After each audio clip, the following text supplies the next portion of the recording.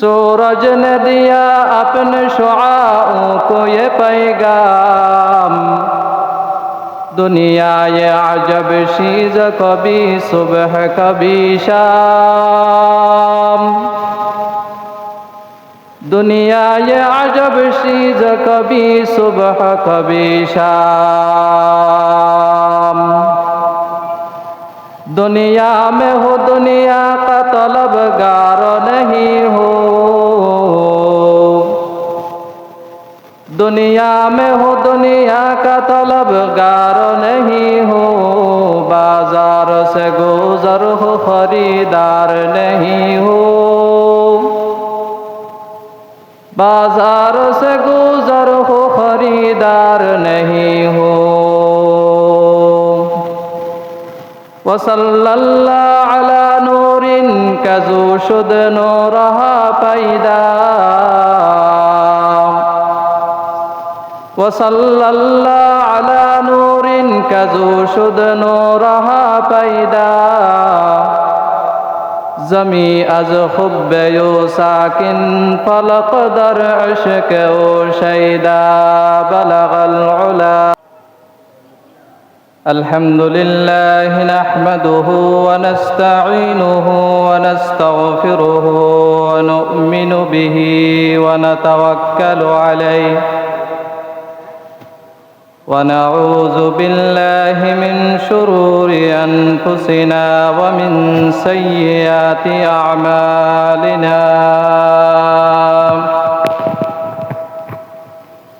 मन यहदिहिल्लाहु फला मुदिल्ल लहु व मन युद्लिल्हु फला हादिय लहु। ونشهد أن لا إله إلا الله وحده لا شريك له، ونشهد أن سيدنا وسندنا وحبيبنا ومولانا محمدا عبده ورسوله الذي أرسله الله تعالى إلى كافة الناس بالحق بشيرا ونذيرا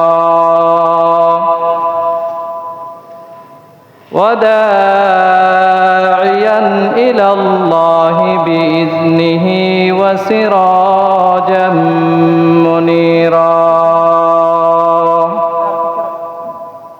صلى الله تعالى عليه وعلى آله وأصحابه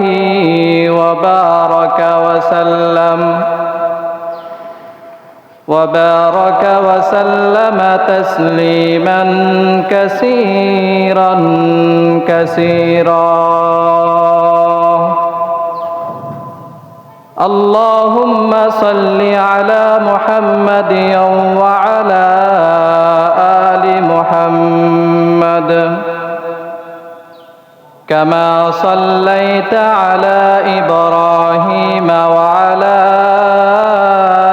آل إبراهيم إنك حميد مجيد. اللهم بارك على محمد وعلى آل محمد كما باركت على إبراهيم وعلى آل إبراهيم إنك حميد مجيد. اللهم صل على روح محمد في الأرواح وعلى جسد محمد في الأجساد وعلى قبر محمد في القبور. أما بعد فقد قال الله تعالى في كلامه المجيد والفرقان الحميد: أعوذ بالله من الشيطان الرجيم.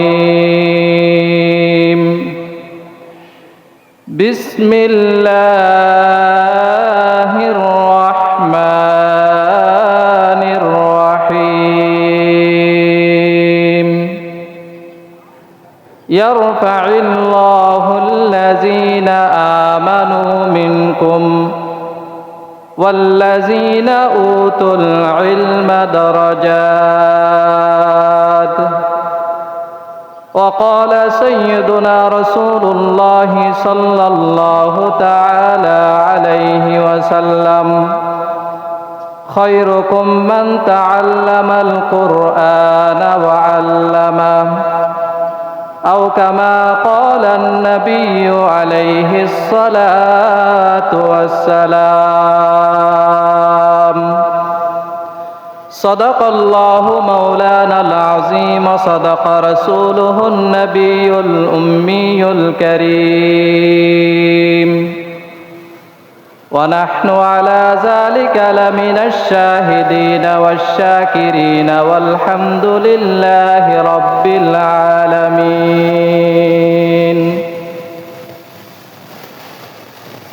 सूरज ने दिया अपने शुआओं को ये पैगाम,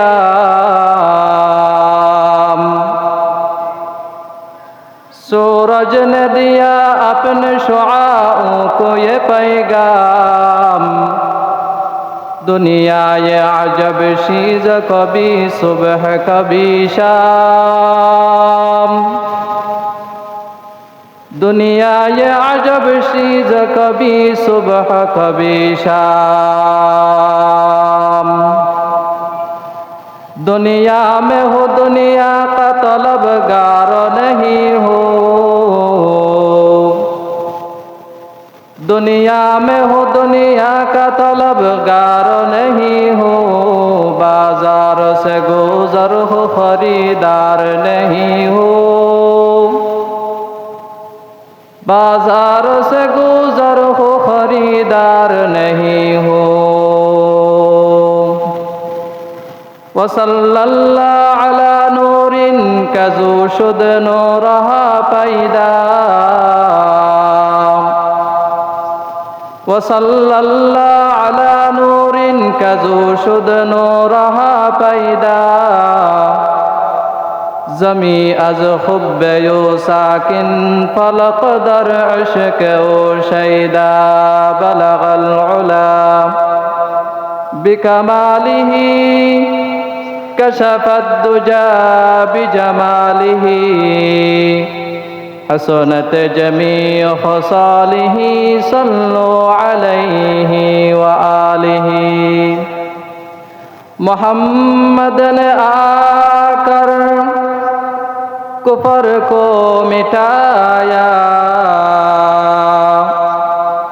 कुफर को मिटाकर सदाकत बताया। बलगल उला बिकमालिही कशफत दुजा बिजमालिही। हसनत जमी खसालिही सल्लु अलैहि व आलिही। अल्हम्दुलिल्लाह सुम्मा अल्हम्दुलिल्लाह। ঐতিহ্যবাহী বাঁশখালীর অন্যতম দ্বীনী শিক্ষা প্রতিষ্ঠান পশ্চিম বড়গুনা দিদারিয়া নুরুল উলুম মাদ্রাসার বার্ষিক সালানা জলসার উপস্থিত মোহতারাম আসাতাজে কেরাম, শ্রদ্ধাভাজন মুরব্বিয়ানে আজম, এলাকার সর্বস্তরের তৌহিদি জনতা, পর্দার অন্তরালের অবস্থানরত সম্মানিতা শ্রদ্ধেয়া মা ও বোনেরা, সর্বপ্রথম মহান আল্লাহ পাকের শাহী দরবারে লাখো কোটি শুকর, যে মহান রব্বুল ইজ্জত ওয়াল জালাল অত্যন্ত দয়া করে মেহেরবানি করে আজকের এই মুবারক সময় আসরের পরে আমাদেরকে দ্বীনি কিছু কথা বলার এবং শ্রবণ করার তৌফিক দান করেছেন। এই জন্য মহান আল্লাহ পাকের শাহী দরবারে কালিমাতুশ শুকর আদায় করছি, আলহামদুলিল্লাহ। মাদ্রাসার সবার কারণে, বিভিন্ন ওয়াজ নসিহতের কারণে, বিভিন্ন এলাকার বিভিন্ন মাদ্রাসার বড় বড় উলামায়ে কেরাম, বিভিন্ন বড় বড় মুরব্বিয়ানে কেরাম আমাদের এলাকায় আগমন করেন, আমাদের এখানে এসে ওয়াজ নসিহত করেন। আমরা চাইলে এককভাবে ঘরের মধ্যে তাদেরকে এনে ওয়াজ নসিহত আমরা নিজে নিজে শুনতে পারবো না, কিন্তু এলাকার যারা ওয়াজ মাহফিলের আয়োজন করেন এবং বিভিন্ন বড় বড় মাদ্রাসার কারণে বড় বড় আলেমগণ আমাদের কাছে এসে, আমাদের এলাকায় এসে দ্বীনি কথাবার্তা বলে থাকেন। এজন্য আমাদের উচিত, আমরা চাইলে তাদেরকে প্রতিদিন পাবো না ওয়াজ নসিহত শ্রবণ করার জন্য।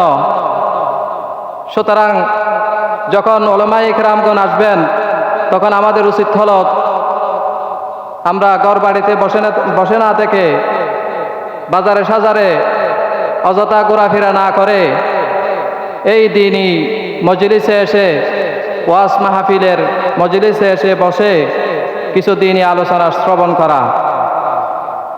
কেননা আল্লাহর নবী জনাব মুহাম্মদুর রাসূলুল্লাহ সাল্লাল্লাহু আলাইহি ওয়াসাল্লাম হাদিসের মধ্যে ইরশাদ করতেছেন, আলাইকুম বিমুজালাসাতিল উলামা ওয়া ইসতিমা'i কালামিল হুকামা ফাইন্নাল্লাহা তাআলা ইউহিল কলবাল মাইতাতা বিনুরিল হিকমা কামা ইউহিল আরদাল মাইতাতা বিমাইল মাতার। গ্রীষ্মকালে যখন অনেক রোদ পড়ে তখন আমাদের আশেপাশে যেই জমিগুলো থাকে, আমাদের আশেপাশে যেই গাছগাছালিগুলো থাকে, যেই জমিনগুলো থাকে, সেগুলো রোদের কারণে, বৃষ্টি না পড়ার কারণে অনেক ফেটে যায়, গাছপালা মরে যায়, জমিন মৃত হয়ে যায়। ওই জমিনের মধ্যে গাছপালা রোপণ করলে জীবিত থাকে না। এরকম বৃষ্টি না পড়ার কারণে যেমন জমিন, গাছপালা ইত্যাদি মরে যায়, আল্লাহ পাক রব্বুল আলামিন, আল্লাহ তাআলার নবী জনাব মুহাম্মদুর রাসূলুল্লাহ সাল্লাল্লাহু আলাইহি ওয়াসাল্লাম ইরশাদ করতেছেন, মুসলমান ইমানদার বান্দা যখন গুনাহের কাজ করতে থাকে, হালাল হারাম যাচাই বাছাই না করে হারামের কাজে লিপ্ত হয়, সব সময় গুনাহের কাজে লিপ্ত হয়, তখন ওই মুমিন বান্দার অন্তরটাও সেভাবে মরে যায়, অন্তরটা মরে যায়। কিন্তু যখন উলামায়ে কেরামের মজলিসে এসে, ওই মুমিন বান্দা যখন উলামায়ে কেরামের মজলিসে এসে বসে, যেখানে দ্বীনি আলোচনা হয়, দ্বীনি কথাবার্তা আলোচনা হয়, সেখানে যখন মুমিন বান্দা এসে উলামায়ে কেরামের কথা শ্রবণ করে, বিজ্ঞ আলেমদের কথা শ্রবণ করে, তখন ওই ওয়াজ নসিহতের কারণে ওই বান্দার কলবটা আবার জীবিত হয়ে যায়। যেভাবে জমিন মৃত হয়ে যাওয়ার পর, জমিন ফেটে যাওয়ার পর, গাছপালা মরে যাওয়ার পরে যখন আল্লাহ পাক রব্বুল আলামিন বৃষ্টির পানির পড়ার কারণে, জমিনের মধ্যে বৃষ্টির পানি পড়ার কারণে যখন যেমন জমিন জীবিত হয়ে যায়, সেখান থেকে গাছপালা তৈরি হয়, গাছপালা সজীব হয়, ঠিক সেভাবে মুমিনের অন্তরে যখন উলামায়ে কেরামের ওয়াজ নসিহত পড়ে, কোরআন হাদিসের কথা মুমিনের অন্তরে যখন পড়ে, তখন মুমিনের অন্তরও সজীব হয়ে যায়, মুমিনের অন্তরও জীবিত হয়ে যায়। এই জন্য আল্লাহর নবী জনাব মুহাম্মদুর রাসূলুল্লাহ সাল্লাল্লাহু আলাইহি ওয়াসাল্লাম আরেকটা হাদিসের মধ্যে ইরশাদ করতেছেন, কুন আলিমান আও মুতাআল্লিমান। হয়তো তুমি আলেম হও, না হয় তুমি ছাত্র হও। কুন আলিমান আও মুতাআল্লিমান আও মুস্তামিয়ান, অথবা আলেম ওলামার কথা শ্রবণকারী হও। আলেম ওলামার কথা শ্রবণকারী হও। আও মুহিব্বান লাহু আও মুহিব্বান লাহুম, অথবা তাদেরকে অন্তর থেকে ভালোবাসো। ওয়ালা তাকুনিল হামিস, পঞ্চম নম্বরে হইও না। পঞ্চম নম্বরে যদি হয়ে যাও তাহলে ধ্বংস হয়ে যাবে। অর্থাৎ আলেম বিদ্বেষী হইও না, আলেম ওলামার কথা শ্রবণ নাকারী হইও না। আলেম ওলামার কথা শ্রবণ করো। যদি পঞ্চম নম্বরে হও তাহলে ধ্বংস হয়ে যাবে। এই জন্য আমি এলাকার সর্বস্তরের মানুষের প্রতি অনুরোধ করব, এই সভা বছরে একবার হয়। এখানে যারা বড় বড় আলেম ওলামায়ে কেরাম আসবেন, দ্বীনি কথাবার্তা বলবেন, কোরআন হাদিসের আলোচনা করবেন, তারা প্রতিদিন আসবেন না। সভা উপলক্ষে, মাদ্রাসার সালানা জলসা উপলক্ষে একদিন আসবেন। এই জন্য আমরা এই একদিন আমরা নিজেদের কাজকর্ম বিরত রেখে সবাই এসে আলেম ওলামার কথা শ্রবণ করব। আমি পবিত্র কোরআনে কারীম থেকে একটি আয়াতে কারিমা এবং রাসূল করিম সাল্লাল্লাহু আলাইহি ওয়াসাল্লামের অসংখ্য গণিত হাদিস থেকে একটি হাদিস আপনাদের সামনে তেলাওয়াত করেছি। সময় সংক্ষিপ্ত হওয়ার কারণে আমি সংক্ষিপ্ত কথা বলবো। আল্লাহ পাক রব্বুল আলামিন যে কোরআনে কারীম নাজিল করেছেন, এই কোরআনে কারীম সর্বশ্রেষ্ঠ কিতাব। হাদিসের ভাষায় এই কিতাবকে বলা হয় খৈরুল কুতুব, অর্থাৎ পৃথিবীর মধ্যে যত কিতাব আছে, যত ধর্মীয় গ্রন্থ আছে, যত বই পুস্তক, যত ধর্মীয় গ্রন্থ আছে, তার মধ্যে সবচেয়ে শ্রেষ্ঠ, সবচেয়ে সেরা পবিত্র কোরআন। আবার এই কোরআন আল্লাহ পাক রব্বুল আলামিন যার উপর নাজিল করেছেন, আল্লাহ পাক রব্বুল আলামিন এই কোরআন যার উপর নাজিল করেছেন তাকে বলা হয় হাদিসের পরিভাষায়, হাদিসের ভাষায় তাকে বলা হয় খয়রুল বশর, সর্বশ্রেষ্ঠ মানুষ। কোরআনে কারীম যার উপর নাজিল হয়েছে, হাদিসের ভাষায় তাকে বলা হয় খয়রুল বশর, সর্বশ্রেষ্ঠ মনীষী। আবার এই কোরআনের শিক্ষা যারা গ্রহণ করেছেন, ইসলামের প্রাথমিক যুগে, কোরআন নাজিল হওয়ার যুগে যারা এই কোরআনের শিক্ষা গ্রহণ করেছেন, তাদেরকে বলা হয় খয়রুন নাস, শ্রেষ্ঠ মানুষ। আবার এই যুগে যারা কোরআন যেই যুগে নাজিল হয়েছে, আল্লাহ পাক রব্বুল আলামিন কোরআনকে যেই যুগে নাজিল করেছেন, ওই যুগকে বলা হয় হাদিসের ভাষায় খয়রুল কুরুন, সর্বশ্রেষ্ঠ যুগ। তাহলে আমরা এটাই বলতে পারি, যদি কোরআন যার উপর নাজিল হয়েছে তিনি যদি সর্বশ্রেষ্ঠ মনীষী হয়, কোরআন যেই সময়ে যেই জামানায় কোরআন অবতীর্ণ হয়েছে সেই সময়টা যদি সর্বশ্রেষ্ঠ সময় হয়, আর কোরআনের শিক্ষা যারা গ্রহণ করেছেন সাহাবায়ে কেরাম, তারা যদি সর্বশ্রেষ্ঠ মানুষ হয়, তাহলে আমি এই যুগেও এটা বলতে পারি যে এই জামানার মধ্যেও, এই যুগের মধ্যেও যদি কোনো মানুষ কোরআনের সাথে সম্পর্ক রাখে, কোরআনে কারীমের সাথে সম্পর্ক রাখে, তাহলে সেই সর্বশ্রেষ্ঠ মানুষ। কোরআনে কারীমের সাথে যদি কেউ ছাত্র হিসাবে সম্পর্ক রাখে, সেই হবে পৃথিবীর সর্বশ্রেষ্ঠ ছাত্র, সে হবে শ্রেষ্ঠ ছাত্র। আর যে কোরআনে কারীমের সাথে শিক্ষক হিসাবে সম্পর্ক রাখবে, সে হবে সর্বশ্রেষ্ঠ শিক্ষক।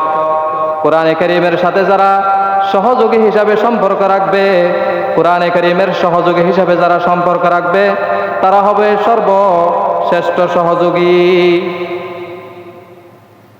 এই যুগে যারা কোরআনের সাথে সম্পর্ক রাখবে, তারা সবচেয়ে বেশি সর্বশ্রেষ্ঠ সহযোগী হিসাবে আল্লাহ তাআলার দরবারে চিহ্নিত হবে। এজন্য নবী করিম সাল্লাল্লাহু আলাইহি ওয়াসাল্লাম হাদিসের মধ্যে ইরশাদ করতেছেন, খায়রুকুম মান তাআল্লামাল কুরআনা ওয়া আল্লামা। উম্মত, তোমাদের মধ্যে সবচেয়ে সর্বশ্রেষ্ঠ মানুষ তারাই যারা কোরআনে কারীমের শিক্ষা গ্রহণ করে এবং যারা কোরআনে কারীমের শিক্ষা দেয়, তারাই হলো এই দুনিয়ার মধ্যে সবচেয়ে শ্রেষ্ঠ। এজন্য নবী করিম সাল্লাল্লাহু আলাইহি ওয়াসাল্লাম হাদিসের মধ্যে আরো ইরশাদ করতেছেন, উম্মত তোমরা এই কোরআনে কারীমকে জিকির হিসাবে পাঠ করো, কারণ জিকির কোরআনে কারীম হলো জিকির হিসাবে সর্বশ্রেষ্ঠ। আফজালুজ জিকিরি তেলাওয়াতুল কোরআন। কোরআনে কারীমকে যদি আমরা জিকির হিসাবে নিই, তাহলে সর্বশ্রেষ্ঠ জিকির হলো কোরআনে কারীম। আর কোরআনে কারীমকে যদি আমরা চিকিৎসা বিজ্ঞানের থিওরি হিসাবে গ্রহণ করি, তাহলে এই কোরআনে কারীম হবে চিকিৎসা বিজ্ঞানের থিওরি হিসাবে সর্বশ্রেষ্ঠ।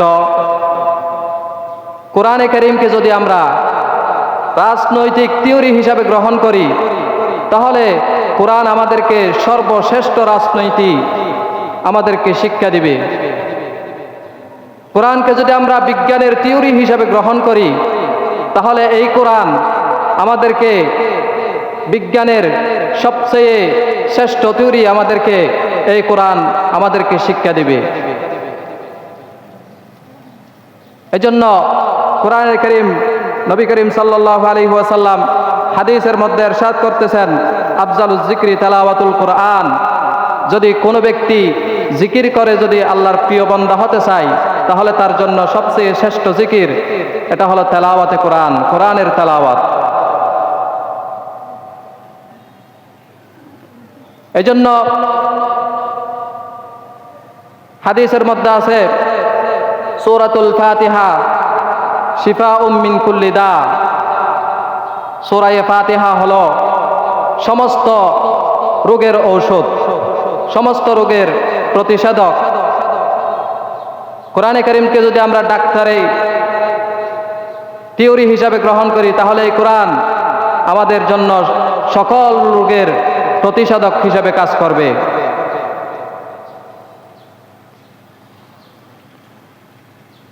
কিয়ামতের ময়দানে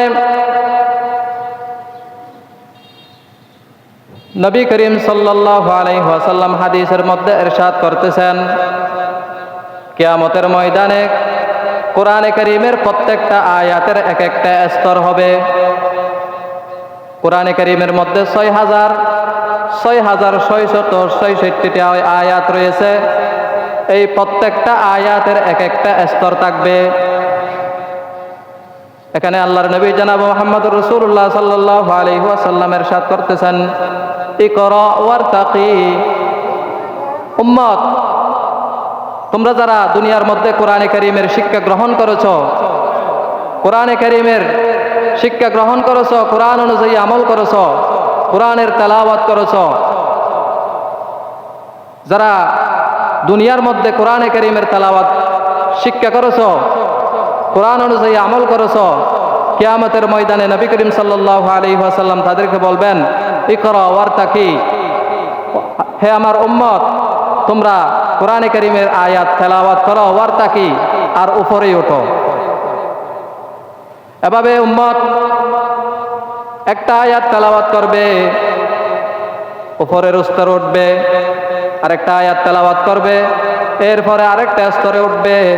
এভাবে উঠতে উঠতে উঠতে একেবারে জান্নাতের সর্বোচ্চ স্তরে পৌঁছে যাবে। ৬৬৬৬টি আয়াত।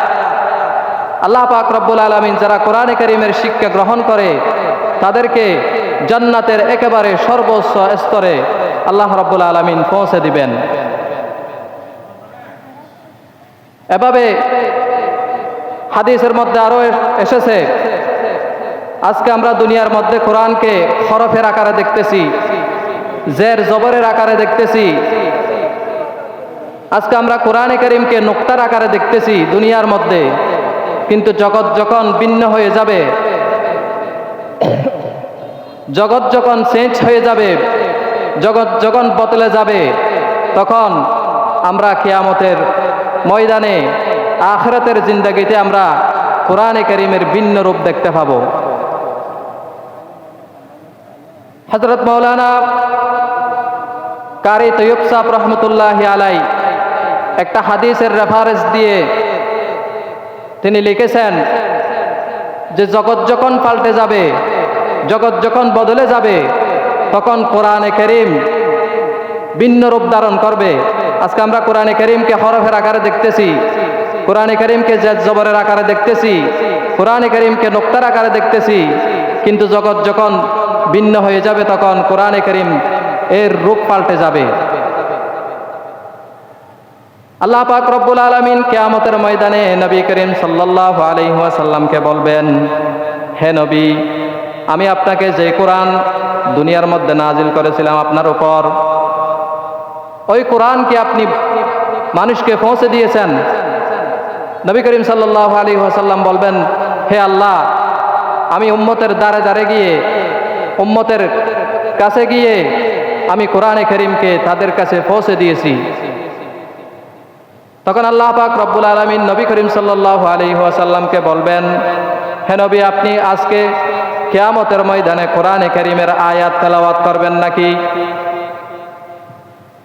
আল্লাহ পাক রব্বুল আলামিন নবী করিম সাল্লাল্লাহু আলাইহি ওয়াসাল্লামকে কোরআনে কারীমের তেলাওয়াতের জন্য নির্দেশ দিবেন। আল্লাহর নবী জনাব মুহাম্মদুর রাসূলুল্লাহ সাল্লাল্লাহু আলাইহি ওয়াসাল্লাম তেলাওয়াত শুরু করবেন। আলিফ লাম মিম যালিকাল কিতাবু লা রাইবা ফীহি হুদাল লিল মুত্তাকিন। এভাবে কোরআনে কারীমের প্রত্যেকটা আয়াত নবী করিম সাল্লাল্লাহু আলাইহি ওয়াসাল্লাম কোরআনের শুরু থেকে শেষ পর্যন্ত সূরা নাস পর্যন্ত আল্লাহর নবী জনাব মুহাম্মদুর রাসূলুল্লাহ সাল্লাল্লাহু আলাইহি ওয়াসাল্লাম তেলাওয়াত করবেন। যখন কোরআনে কারীম তেলাওয়াত করবেন, তখন এই কোরআনের প্রত্যেকটা আয়াত থেকে বিভিন্ন নাজ ও নিয়ামত কোরআনের হরফগুলো থেকে, কোরআনের শব্দ থেকে বের হতে থাকবেন। কোরআনের কোনো আয়াত থেকে মধুর নাহার বাহির হবেন, কোরআনের কোনো আয়াত থেকে শরাবের নাহার বাহির হবেন, কোরআনের কোনো আয়াত থেকে দুধের নাহার বাহির হবে, কোরআনে কারীমের কোনো আয়াত থেকে দুনিয়ার যে ফলমূল আমরা দেখতে পাই এগুলো বের হবে, কোরআনে কারীমের কোনো আয়াত থেকে আপেল বের হবে, কোরআনে কারীমের কোনো আয়াত থেকে জান্নাতের কমলা লেবু বের হয়ে যাবে। এভাবে কোরআন এই কিয়ামতের ময়দানে ভিন্ন রূপ ধারণ করবে।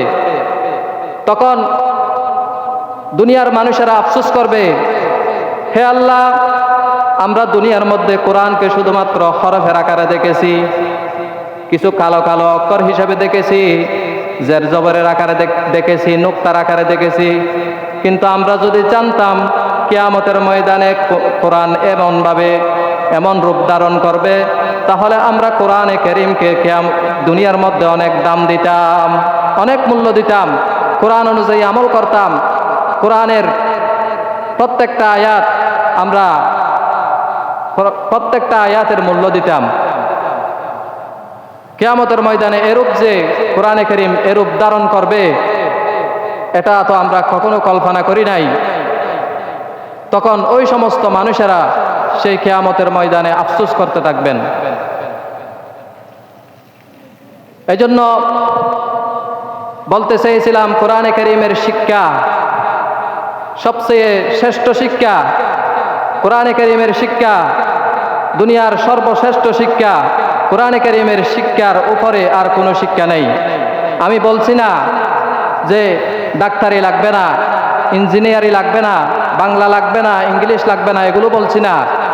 কিন্তু আমি বলতে চাই, যখন আমাকে সিরিয়াল দেওয়া হবে, আমাকে লিস্ট দেওয়া হবে, সেখানে লিস্টের মধ্যে সবচেয়ে সবার আগে সর্বপ্রথম আমি যে শিক্ষাকে গ্রহণ করব, সেই শিক্ষা হলো কোরআনের শিক্ষা। বাকিগুলো পরে, সবার আগে কোরআনের শিক্ষা। কারণ কোরআনের শিক্ষা ছাড়া অন্য কোনো শিক্ষা, কোরআনে কারীমের শিক্ষা ছাড়া বিজ্ঞান, ইংরেজি, বাংলা এগুলো কোনো শিক্ষাই নয়। এই শিক্ষাগুলো আমার আপনার ছেলেকে নাস্তিক বানাবে, মুরতাদ বানাবে। কোরআনে কারীমের শিক্ষা ছাড়া বিজ্ঞান আমাকে নাস্তিক বানিয়ে দেবে। এজন্য কোরআনে কারীমের শিক্ষার বিকল্প নেই। সবগুলো পরে, আগে আমাকে কোরআনের শিক্ষা গ্রহণ করতে হবে। আজকে আমরা বাংলাদেশের কলেজ ইউনিভার্সিটিগুলোর দিকে যদি তাকাই, তাহলে আমরা দেখতে পাবো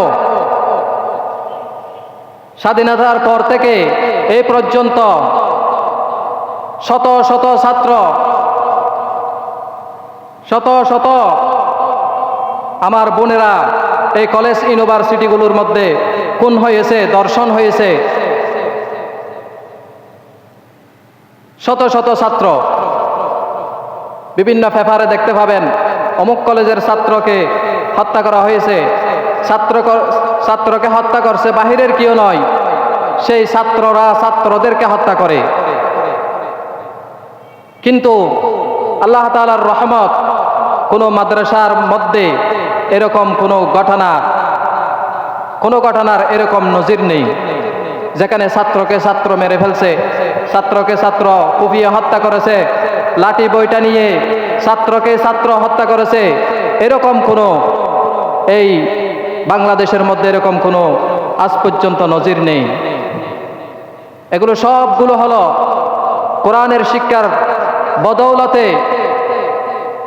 যেই শিক্ষার সাথে কোরআন থাকবে, যেই শিক্ষার সাথে নবী করিম সাল্লাল্লাহু আলাইহি ওয়াসাল্লাম এর হাদিস থাকবে, সেখান থেকে কোনোদিন সন্ত্রাস বাহির হবে না, সেখান থেকে কোনোদিন খুনি বাহির হবে না, সেখান থেকে কোনোদিন দুর্নীতিবাজ বাহির হবে না, সেখান থেকে কোনোদিন আমরা এই যে নেতা যারা মানুষের সম্পদ নষ্ট করে, মানুষের সরকারি সম্পদ আত্মসাৎ করে, এরকম কোনো, এই মাদ্রাসাগুলো থেকে এরকম কোনো সন্ত্রাস আজ পর্যন্ত বাহির হবে না।